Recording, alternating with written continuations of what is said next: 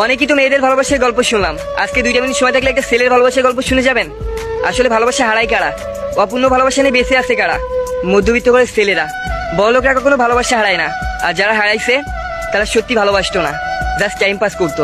কিন্তু মধ্যবিত্ত করে সন্তানরা মন থেকে ভালোবাসা মানুষটাকেও পায় না, শুধুমাত্র টাকার জন্য। আসলে মধ্যবিত্ত করে সন্তানরা মন থেকে ভালোবাসে, কিন্তু এই সমাজে মন থেকে ভালোবাসার কোনো গুরুত্ব নাই। যার কাছে টাকা পয়সা আছে এই সমাজের বাপ মা মনে করে তার কাছেই সুখ আছে।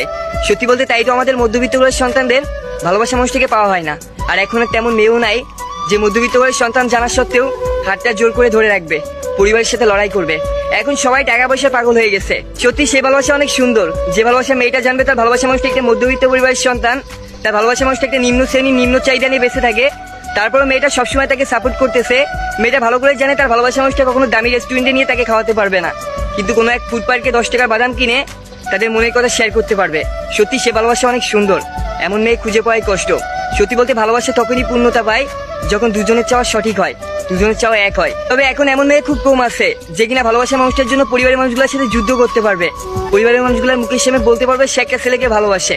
কি আপনার আছে এমন মানুষ যে নিঃসন্দেহে আপনার জন্য পরিবারের মানুষগুলোকে বলতে পারবে আপনাকে ভালোবাসে, আপনার হাতটা ধরে পরিবার থেকে চলে আসতে পারবে, যে কোনো পরিস্থিতিতে আপনার পাশে থাকবে? থাকলে তাকে মেনশন করে যায়, দেখি তার ভালোবাসা কেমন।